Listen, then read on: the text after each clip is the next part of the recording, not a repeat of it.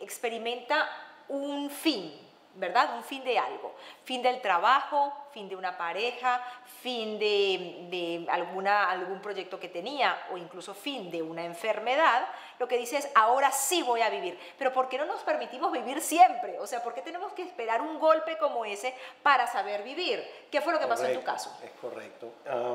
Lo que acabas de decir es muy interesante y en mi caso es como la mayoría de la gente. Por ahí dice un señor, un autor que se llama Robin Sharma, que nosotros nos morimos a los 25 años, pero nos entierran a los 80. Y en el resto de ese tiempo simplemente existimos.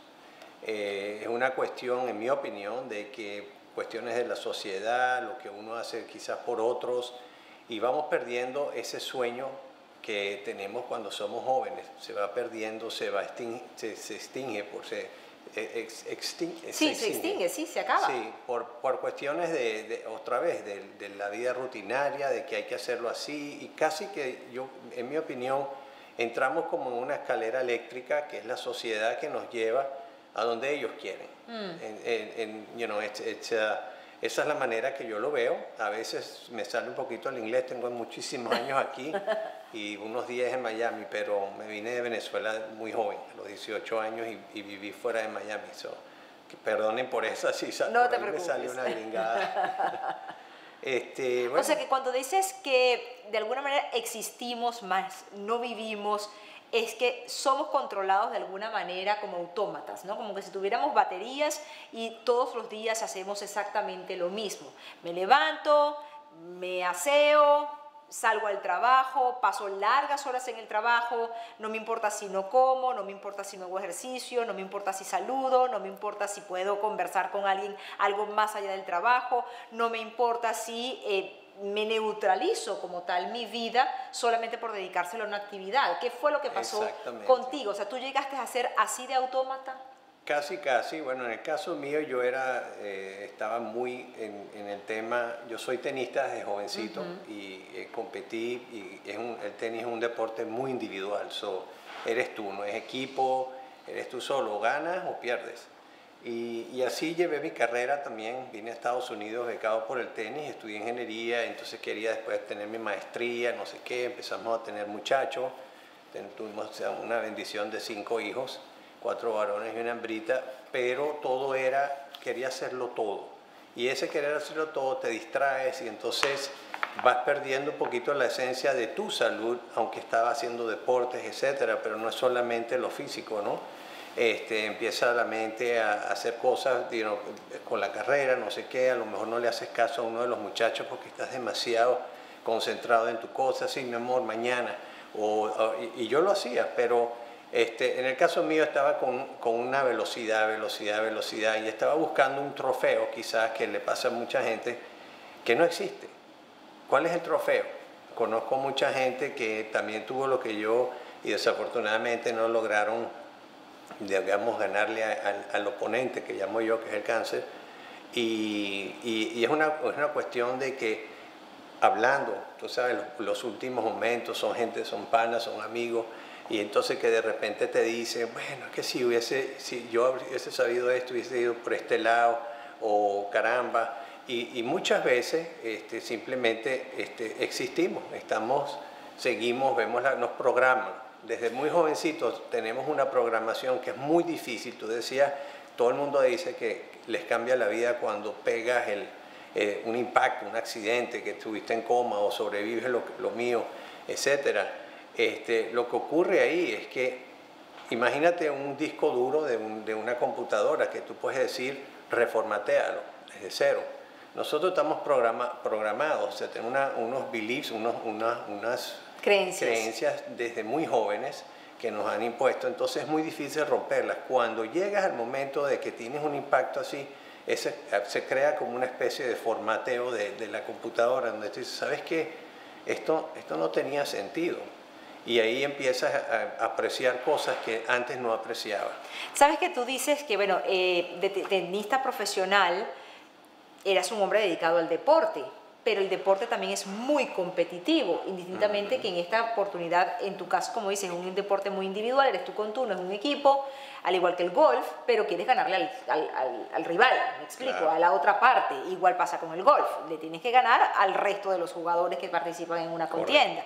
Entonces, de alguna manera sientes que la vida se te hizo una competencia, que quizás ese premio que buscabas al ser tenista también lo buscabas corriéndole a la vida por alguna otra oportunidad, Así o sea, en alguna otra carrera, porque de alguna manera también en la familia, en los hijos, en el Ujú. trabajo habitual, más allá del tenis, podías también establecerte competencias que no existían. Así exactamente, ¿no? Y tal cual es así y resulta que, al final de los finales, eso es una de las razones por las que estoy hoy vivo, porque, como explico en el libro, yo tomé mi situación, que era bastante, digamos, para no decir negativa, era bastante gris, ¿no? Me dieron muy pocos meses de vida después de que la cosa seguía progresando. Y yo lo que terminé haciendo, en vez de, cuando pasé la parte psicológica, en términos de la negación, la rabia, son como unas etapas donde no te lo crees, tú dices, esto es un sueño. ¿Cómo te diagnostican a ti cáncer? ¿Qué pasó que te impulsó a ti a ir al médico y recibiste ese diagnóstico? Ok, bueno, como te dije, yo he estado siempre en el sol, yo tuve melanoma, el cual es el peor de los cánceres de piel y se compara con el páncreas en lo difícil, ¿no? Yo estaba básicamente rascándome en el cráneo, yo era melenudo y sangré, estaba en la piscina en casa y entonces sangré, ya tenía varios días que me picaba, entonces resulta que le dije a mi esposa que viniese y viese qué es lo que tenía y yo pensaba que quizás era un granito. Pero resulta que a ella no le gustó, ya ella está, es mi primera esposa, en la industria médica y no le gustó lo que tenía. Ella me dijo, mira, esto lo tiene que ver un dermatólogo. Y bueno, ocurrieron cosas que explico igual en el libro, que siento que el universo, que Dios conspiró para que todo saliese a tiempo. El melanoma es muy agresivo. Resulta que ya lo tenían los ganglios, etcétera. Pero fue eso, en la piscina que mi esposa vio, era un domingo, ella llamó el lunes, no me podían ver sino en 2 meses, pero ella insistió y le dijo a la asistente, mira, si hay alguien cancela, yo creo que mi esposo tiene melanoma. Ah, caramba. Bueno, llamó esa misma tarde y el martes estábamos viendo me hicieron la biopsia y resulta que sí tenía. Tu proceso para no ser tampoco tan específicos o técnicos con el caso del diagnóstico médico como tal, ¿cuánto tiempo ocurrió en toda esta sanación física y la sanación espiritual? O sea, porque creo que hay dos corrientes que son importantes también destacar. Una cosa es la sanación física, que llega gracias a los médicos, las terapias que te puedas aplicar, evidentemente naturopatía, dependiendo de la corriente que tú quieras seguir. Pero existe una sanación espiritual que a veces ocurre antes que la sanación física, ¿no? O que la impulsa. Definitivamente. Y para no entrar en técnica, pero yo estoy convencido que la raíz de cualquier enfermedad no es física. La raíz viene de temas emocionales, mentales, incluso espirituales. Y es parte de lo que me ocurrió a mí, por eso decidí escribir el libro, porque no es una sola cosa.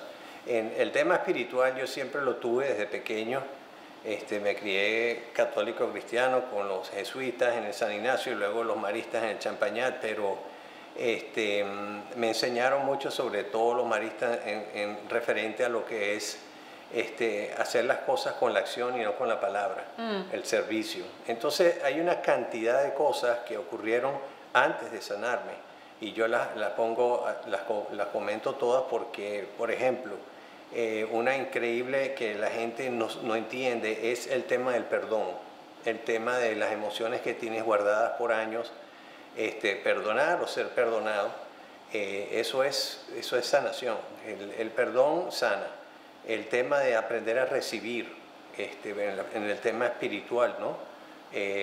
Sin ir muy lejos, el tema es que somos muy fácil, es más fácil dar que recibir para todo el mundo. Cuando te van a dar, te dicen, no, tú, no, gracias, tranquilo, no te preocupes. déjate querer, recibe.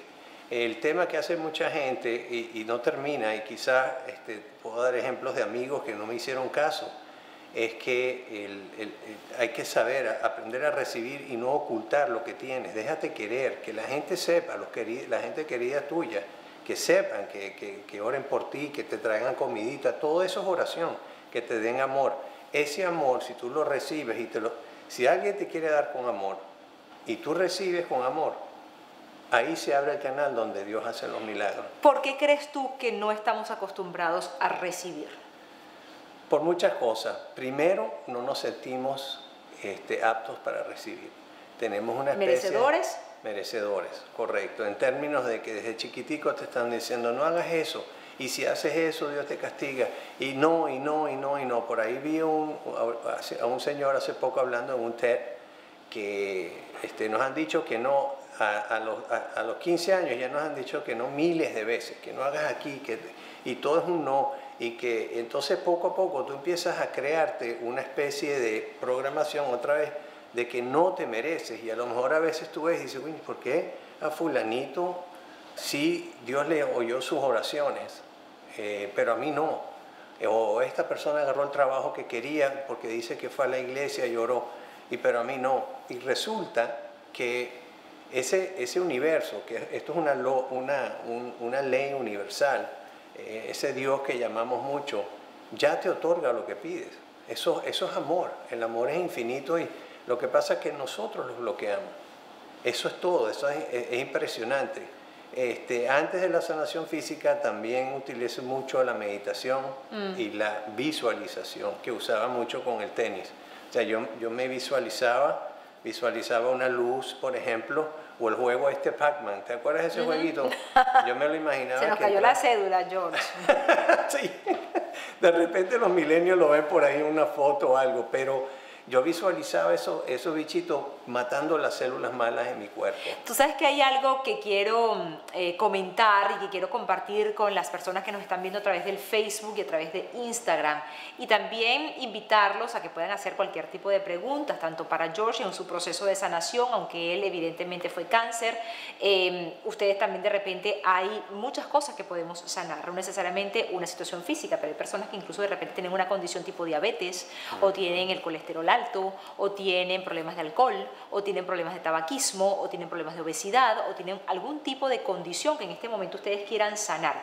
Y lo que ha dicho George sobre el perdón es algo bien importante, porque todo lo que es rabia y todo lo que es el reconcomio, el resentimiento, no nos han enseñado en esta sociedad moderna a que eso es toxinas, señores, eso es toxina. Lo que pasa es que no son de alguna manera, o sea, ustedes van a un médico y dicen, estoy lleno de toxinas, ¿por qué? Porque tengo mucha rabia, y evidentemente lo van a tildar de loco, pero eso es lo que está ocurriendo, esos son toxinas que se van acumulando, así como se acumulan los químicos que nos dicen en los alimentos, porque tienen mucho pesticida, porque tienen mucha cuestión. No, bueno, sí, eso es parte, eso ya es una cosa tangible que ustedes pueden comprobar y pueden medir, pero también se puede medir el estado anímico. Fíjate que hay un experimento, y Yuri, si me puedes ayudar con el nombre del científico, y disculpa, que hizo un experimento con el agua, en donde es muy conocido, creo que es japonés, sí, y hace un experimento en donde tiene varios recipientes de agua y tiene una fórmula para medir cómo reacciona el agua ante ciertas palabras. Entonces hay palabras de amor,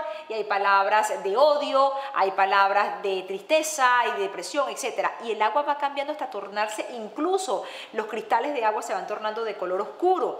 Es impresionante, y uno dice, bueno, sí, pero eso pasa con el agua. Señores, ¿y de qué estamos hechos? Exactamente.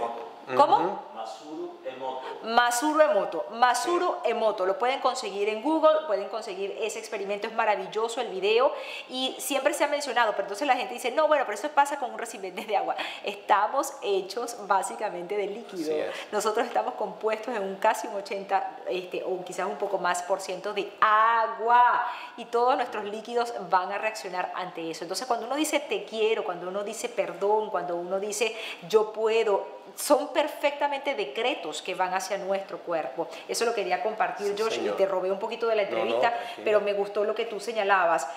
Lo mismo que también, por ejemplo, en el caso para Ayurveda, existen varios niveles de la enfermedad. Y cuando ya una enfermedad realmente está en tu cuerpo, que se llega a diagnosticar, aunque supuestamente temprana, por parte de la medicina moderna, que tiene mucho avance, ya existe 3 niveles atrás, tiene como 6 niveles la enfermedad. Y entonces ya cuando se detecta de forma temprana, ya tiene 3 niveles avanzados. Y viene por lo que tú señalabas. O sea, como que, ay no, hoy me duele un poquito la cabeza. Eso debe ser tal cosa, que tuve sol, que jugué mucho, que tal cosa, y lo dejo pasar. Otro día me vuelve a doler la cabeza y digo, no, eso fue seguramente porque vi televisión y tenía la luz muy encendida, qué sé yo. Y sigue el dolor, te lo estoy avisando, pero todavía no reaccionamos. Ahí es cuando hay que reaccionar. Uno de los capítulos de tu libro, quiero mencionar 2. Hay uno que dice, detente y huele las rosas. Okay. Eso es una frase que generalmente la decimos con mucha facilidad, pero no la practicamos. Como un George Córdoba, tenista, acostumbrado a la competencia, enfermo o no, logró detenerse, realmente detenerse y oler las rosas? Bueno, fíjate, por cierto, ese es el título que tengo para mi segundo libro, que es Con el amor a la naturaleza. Te di la idea, ¿no? Sí.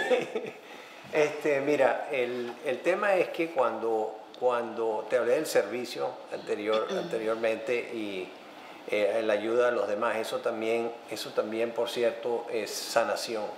Hay un señor que se encarga, y caigo rápido de esto, a ayudar a los niños en la calle en Bogotá.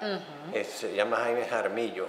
Y él dice que yo le digo la Madre Teresa masculina, que no es cura ni nada, pero él dice, si quieres conocer el amor de Dios, debes descender al corazón de aquellos a los que ayudas.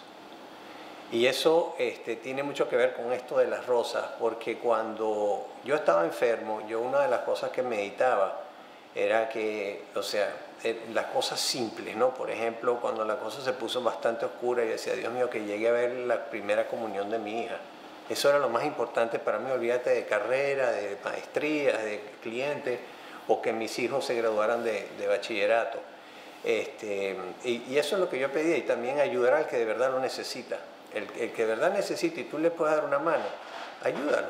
¿Por qué no? Estamos diseñados para eso. De hecho, hay gente que conozco que quizás estén hasta ganando 6 figuras mensuales y me dicen en las partes estas de coaching que les falta algo.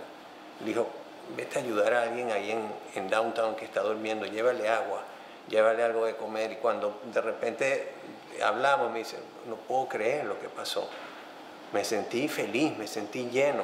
Eso también es una cosa que ayuda al sistema inmunológico. Entonces, ¿qué pasa? Yo me metí a ayudar a un grupo aquí que era para llevar a la gente, se llama el Camino a la Recuperación, yo estaba enfermo incluso, llevar a la gente con cáncer a sus tratamientos.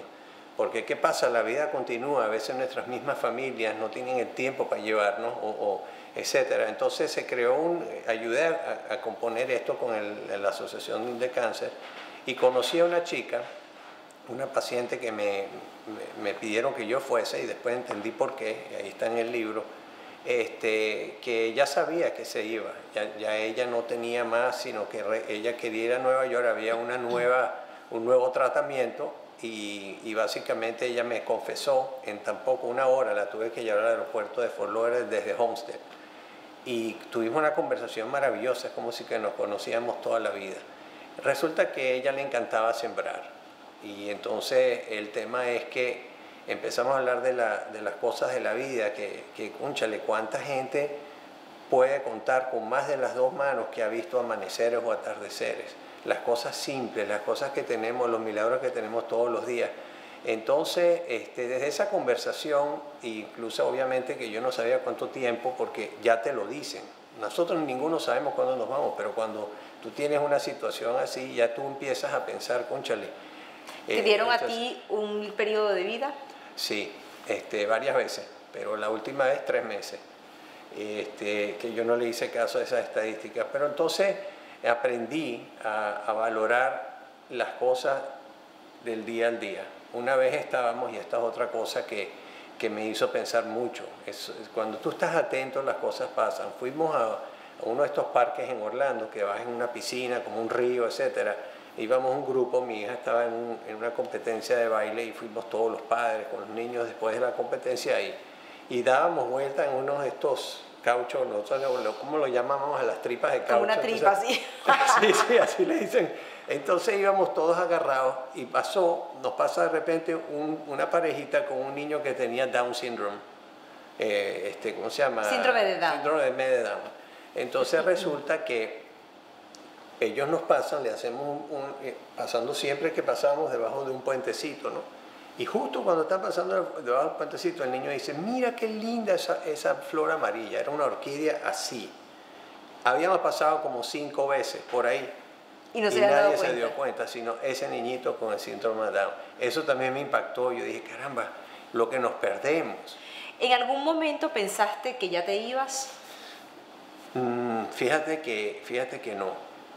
Pero cada vez que me operaban, sobre todo cuando se me fueron la metástasis al cerebro, bueno, todas las operaciones, pero sobre todo la primera del cerebro, que era bien complicada, yo sí, fíjate que decía, caramba, mi carrera, nada de eso. Simplemente empecé mi pensamiento era, caramba, las cosas que dejé de hacer. ¿Cuántas cosas yo dejé de hacer? Y estoy aquí joven, con 42 años, y caramba, y así. Es casi como cuando los cristianos dicen, ¿qué enumeraba la lista? ¿Qué 3 cosas enumeraban la lista de las cosas que habías dejado de hacer? O que para ese momento no habías hecho. Y si esas cosas ya las hiciste.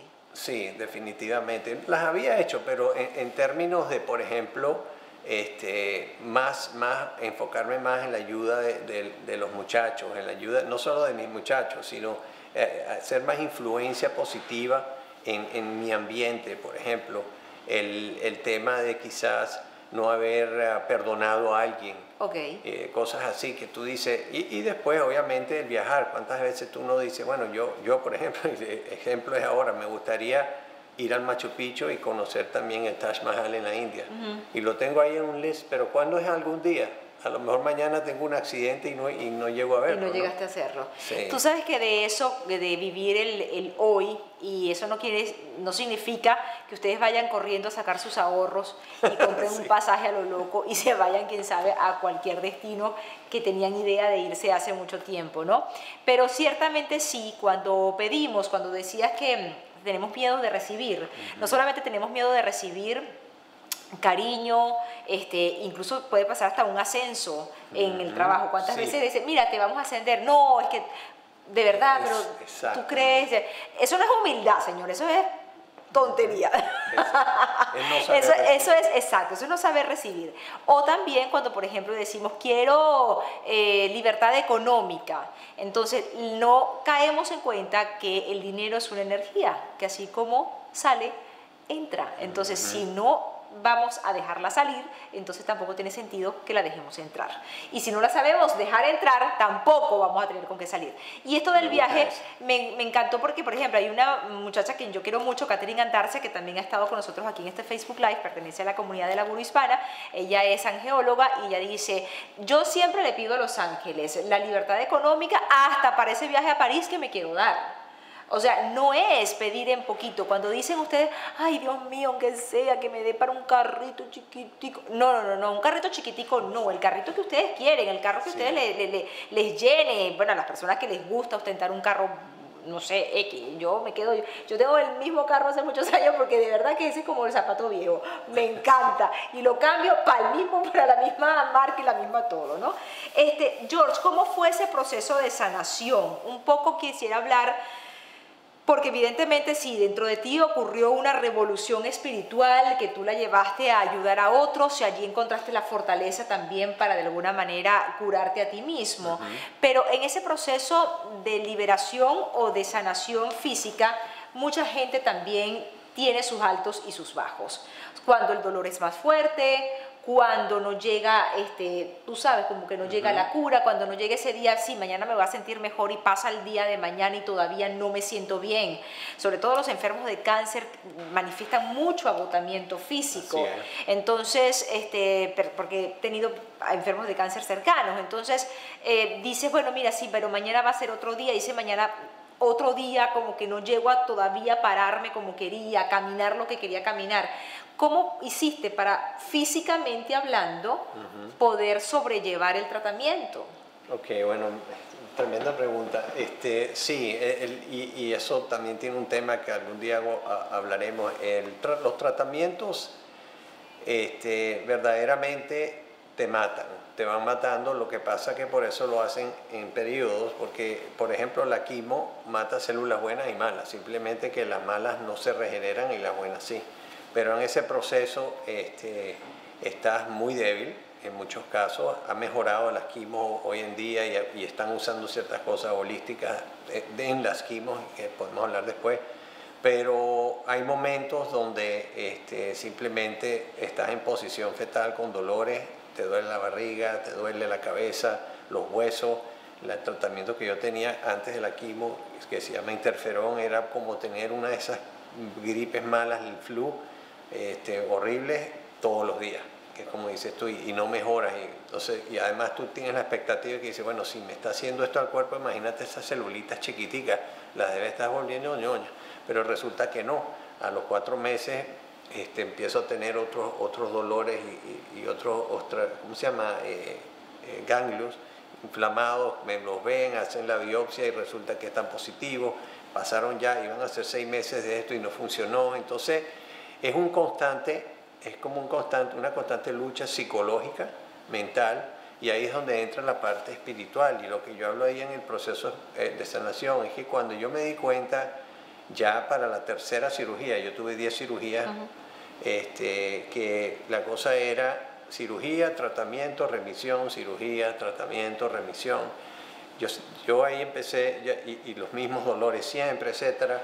El problema es que pues nada, dije, aquí tiene que haber algo más. Y ahí es donde yo fui a mis raíces y tuve como una especie de entrega. Hay un dicho, bueno, un pasaje en la Biblia, que el que se humilla será enaltecido y el que se enaltece será humillado, donde verdaderamente cuando me di cuenta que los médicos no tenían, sino estaban probando, ¿okay? La medicina, que sin ella no estoy aquí, los médicos que me operaron, pero cuando yo me di cuenta que no estaba en manos de ellos, pues básicamente me arrodillé, estuve casi 1 hora llorando, y diciéndole, en mi creencia, pidiéndole a Dios que tomara él la rienda. Y por ahí empezó el tema de la fe y el tema espiritual, que verdaderamente me ayudó muchísimo, otra vez, porque yo estaba dispuesto a recibir. Si ves los milagros, tan solo hablando del Nuevo Testamento, los milagros de Jesús, Jesús nunca dijo, te sané.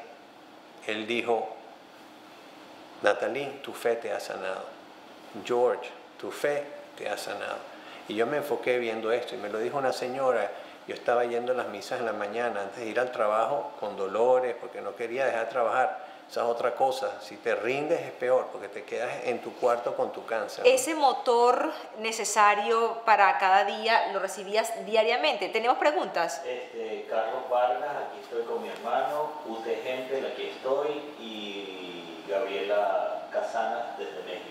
Ah, ok, hola Gaby. ¿Pero hay alguna pregunta? No. Ok, bueno, saludos nada más. Si tienen alguna pregunta lo pueden hacer. Ya nos queda que 4 minutos, ¿verdad, Yuri? Ok, nos queda como 4 o 5 minuticos ya para redondear, ¿no? Quería revisar aquí si teníamos. Yo después de todas maneras en el Instagram me voy a quedar respondiendo algunas preguntas que ustedes tengan, así que vayan preparándolas. Pero en todo caso, George, ese motor o esas ganas son diarias, ¿no? O sea, de vivir, las ganas de vivir son diarias. O sea, ya no es que pienso, la semana que viene voy a hacer tal cosa. No, es diario. Es diario. O sea, hoy voy a hacer esto. Es hoy, y es agradecimiento. Hay tantas cosas en este pequeñito libro que aprendí y básicamente de corazón las he compartido. que verdaderamente cuando te das cuenta, lo último es la sanación física, porque hay que trabajar más primero en la ¿cómo se llama? En las otras partes que te dije, ¿no? La espiritual, el tema de las emociones, etcétera. Y después con la sanación física yo lo que hice, y básicamente cuando vi que todas estas quimos, las radiaciones, nada de eso, en verdad te ayudaba temporalmente. Entonces dije, ¿sabes qué? Lo voy a dejar. Medité y dije, si me voy a morir, me voy a morir sintiéndome bien.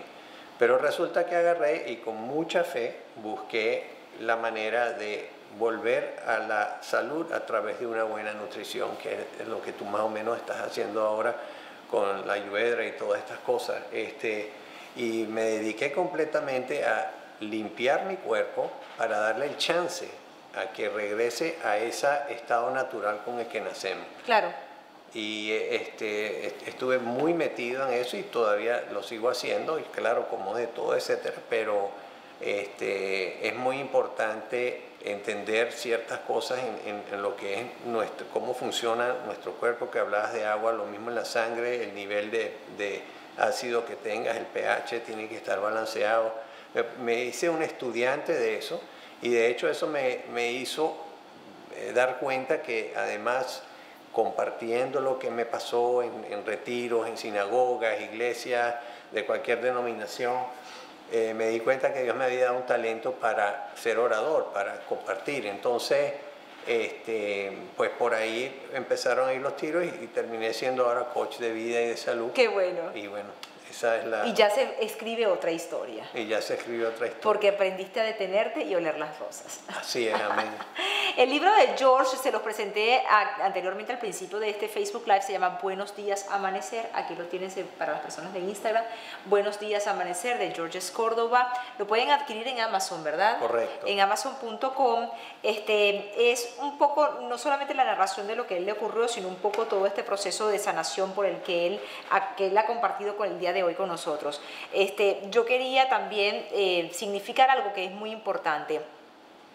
Yo agradezco mucho a Dios que particularmente nunca he tenido una enfermedad grave que me haya colocado en un antes y en un después en mi vida.